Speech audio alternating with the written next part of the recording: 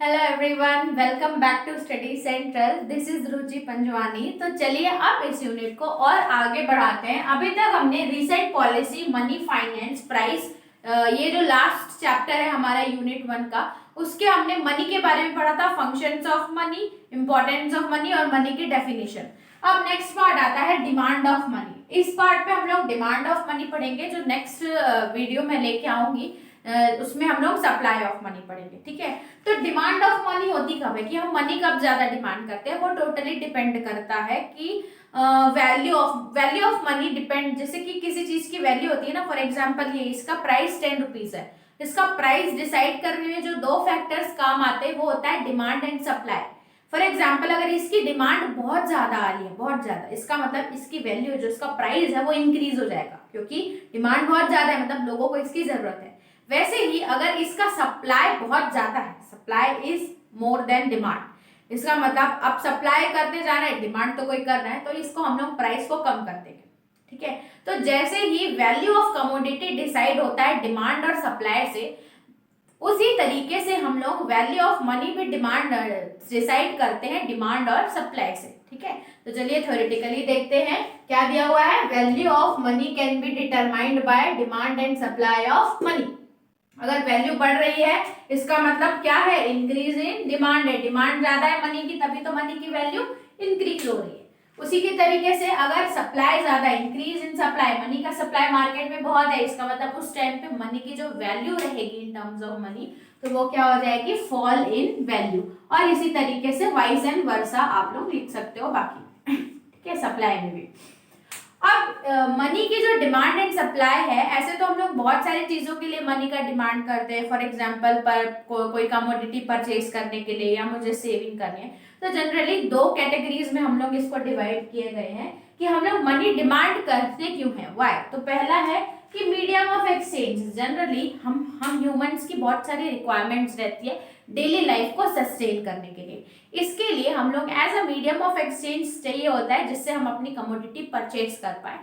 बहुत सारी कमोडिटीज जैसे कि खाना है, पीना है, रहना है, और बहुत सारी अदर एक्टिविटीज रहती है जिसके लिए चाहिए रहता है। इसलिए हम लोग at a medium of exchange के लिए हम मनी को डिमांड करते हैं। फर्स्ट केस हो गया। सेकेंड आता है as a store of wealth, क्योंकि मनी के प्राइस जो है, वैल्यू है जो, कम नीचे होते रहती है। फॉर एग्जांपल कभी बैंक ने रेट इंक्रीज कर दिया तो हमें मनी थोड़ा, बैंक से लोन या मनी थोड़ा महंगा मिल रहा है, और मैं ये चाहती हूँ कि मैं मनी कलेक्ट कर करके अपनी क्या करूँ, एसेट इंक्रीज करते जाऊँ। बोला जाता है ना, जिसके पास ज्यादा पैसा है मतलब वो वेल्दी पर्सन है। तो जनरली पर्सन अपनी वेल्थ को इंक्रीज करने के लिए भी मनी का डिमांड करते हैं। तो दो केस हमने देखे जिसमें मनी का डिमांड होता है। पहला कि as a medium of exchange चाहिए, भाई डेली लाइफ सस्टेन करने के लिए आपको चाहिए होगा। सेकंड आप लिख सकते हैं स्टोर ऑफ वेल्थ। जनरली हम उसको स्टोर करके रखते हैं ताकि हम कहलाएं एज अ वेल्दी पर्सन, या उसको अदर कैपिटल में इन्वेस्ट कर सकते हैं, ठीक है। तो द डिमांड ऑफ मनी के बारे में आप स्टार्टिंग में ये इंट्रोडक्शन लिख सकते हो कि why do we demand money, उसके बाद कैसे उसकी वैल्यू डिसाइड होती है। नेक्स्ट आता है कि ऐसे तो बहुत सारे मोटिव्स रहते हैं मनी को डिमांड करने के लिए। किसी को सामान खरीदना है, किसी को इन्वेस्ट करना है, किसी को सेव करना है, किसी को कैपिटल अपना बनाना है। लेकिन अकॉर्डिंग टू नीस जो है, हमारे इकोनॉमिस्ट थे, उनके अकॉर्डिंग हमारा 3 मोटिव रहते हैं हम जो मनी को डिमांड करते हैं। तो according to Keynes there are 3 motives, ठीक है, द डिमांड ऑफ मनी के लिए। पहला है ट्रांजेक्शन मोटिव। जनरली अगर हम कुछ परचेज कर रहे हैं as a medium of exchange, हम लोग को ट्रांजेक्शन करना है, उससे वो सामान लेना है और हमको मनी देना है। तो पहला जो हमारा मोटिव रहता है मनी को डिमांड करने का, that is called as transaction motive, जिसके कारण हम कुछ रिटर्न कर सकते हैं, ठीक है।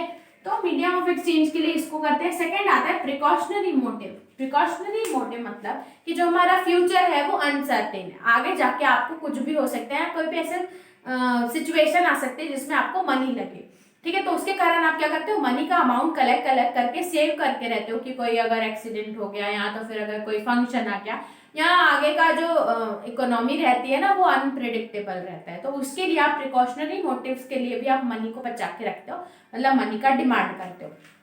तो पहला है एक तो ट्रांजेक्शन मोटिव, सेकंड है प्रिकॉशनरी मोटिव, और थर्ड आता है स्पेक्यूलेटिव मोटिव। स्पेक्यूलेटिव मोटिव मतलब कभी मान लो बैंक ने इंटरेस्ट रेट कम कर दिया, तो अब आपको पैसा कम रेट में मिल रहा है, तो आप क्या करोगे, उसको करोगे, उससे और अर्न करोगे, उसको अभी रख लोगे, बाद में फ्यूचर में उसको और लेंड करोगे लोगों को इंटरेस्ट के लिए, मतलब आप कहीं ना कहीं उस मनी से और गेन कमाना चाहते हो। उसको बोला जाता है speculative motive for earning more और generating interest from the money, making money from money itself. तो ये तीनों थे हमने पढ़े। देयर आर 3 मोटिव्स, पहला ट्रांजैक्शन, प्रिकॉशनरी और स्पेक्यूलेटिव मोटिव। एक और आपसे पूछ सकते हैं, लास्ट पॉइंट पूछ सकते हैं, factors affecting demand of money. Demand of money को क्या क्या फैक्टर्स अफेक्ट करते हैं, कब डिमांड इंक्रीज हो रही है, कब कम हो रही है, क्या कौन बताता है, क्या फैक्टर्स है। तो बेसिकली मैंने 5 फैक्टर्स लिखे हैं। अगर ये पूरा क्वेश्चन पूछेगा कि explain the money, the demand of money, उसके बाद फैक्टर्स अफेक्टिंग मनी, इतना लिखना उसमें काफी है। तो फर्स्ट आता है रेट ऑफ इंटरेस्ट। अब मनी की डिमांड कम होगी या ज्यादा होगी, ये टोटली डिपेंड करता है रेट ऑफ इंटरेस्ट, ठीक है। अगर बैंक कम रेट पे लोन दे रही है, मतलब अब मनी आपके लिए सस्ता है, तो ऑब्वियसली बात है कि वो बहुत ज्यादा मनी आप डिमांड करोगे। और अगर बैंक बहुत ज्यादा रेट पे इंटरेस्ट लगा के मनी को लोन दे रही है, तो आप डिमांड नहीं करोगे, उस टाइम पे डिमांड कम हो जाएगा, ठीक है। तो इसी तरीके से चलता है कि डिमांड ऑफ मनी डिपेंड करती है रेट ऑफ इंटरेस्ट पे, वो एक फैक्टर है उसका। फिर आता है पेमेंट सिस्टम। पेमेंट सिस्टम मतलब कि अगर उस पर्टिकुलर एरिया में सब लोग कैश में ही पेमेंट ले रहे हैं और अदर कुछ चीज एक्सेप्ट नहीं कर रहे, तो उस केस में भी आपको मनी की डिमांड बढ़ जाएगी। एरिया के में पेमेंट सिस्टम भी तो अफेक्ट करता है ना, कि अगर वो लोग मनी ही ले रहे हैं तो पेमेंट सिस्टम वहाँ का मनी है, इसका मतलब वहाँ पे डिमांड मनी की ज्यादा हो जाएगी। और अगर वो लोग कुछ अदर ऑप्शंस भी दे रहे हैं तो उस पर मनी की डिमांड ज्यादा नहीं रहेगी, तो ये भी एक फैक्टर है उसका, ठीक है। फर्स्ट। थर्ड है हमारा availability of credits. Availability of credits मतलब अगर उस एरिया में इजीली जब भी किसी को चाहिए क्रेडिट्स या लोन मिल जाते हैं, तो उन लोगों का जो डिमांड है वो ज्यादा नहीं रहेगी। लेकिन अगर नहीं मिलते हैं तो वो लोग पहले से ही डिमांड करके अपने पास मनी रखेंगे, उनकी डिमांड मनी के लिए और ज्यादा होगी, क्योंकि उनको एज अ टाइम पे क्रेडिट नहीं मिलता। फिर आता है नेशनल वेल्थ। नेशनल वेल्थ मतलब कि बोला जाए कि अगर जनरली बोला जाता है कि अगर कोई वेल्दी पर्सन है तो उसके पास मनी बहुत ज्यादा रहता है, तो अगर वो लोग अपना वेल्थ दिखाना चाहते हैं, बहुत अमीर है, तो इसीलिए वो लोग मनी डिमांड करते हैं, ये भी एक फैक्टर है इसका। फिर क्या है, prospect of change in price in future. अब भाई कोई कमोडिटी का प्राइस है वो आगे जाके बढ़ने वाला है, आपको पता चला, तो आप उसको पहले से खरीदोगे। अब इस केस में आपको उसको खरीदने के लिए उतना पैसा भी चाहिए, तो इस केस में आप लोग जो डिमांड ऑफ मनी है वो इंक्रीज कर दोगे। इस केस में अगर प्रोस्पेक्ट आगे जाके प्राइस बढ़ने वाला है तो आपकी डिमांड ऑफ मनी इंक्रीज हो जाएगी, और अगर आगे जाके प्राइस कम होने वाला है तो अभी जो आपकी डिमांड रहेगी वो कम हो जाएगी, आगे जाके इंक्रीज होगी। तो ये सारे फैक्टर्स थे जो कि डिमांड ऑफ मनी को कंट्रोल करते हैं या अफेक्ट करते हैं। इसके साथ साथ हमने मीनिंग भी देखा और मोटिव्स भी देखे ऑफ मनी। अब एक सप्लाई ऑफ मनी बच गया है, वो हम लोग डील करेंगे नेक्स्ट वीडियो में। और अगर आपको लेक्चर पसंद आया तो don't forget to subscribe the channel इसी तरीके की वीडियोस पाने के लिए। तो मिलते हैं नेक्स्ट वीडियो में नेक्स्ट टॉपिक के साथ, तब तक के लिए थैंक्स फॉर वॉचिंग।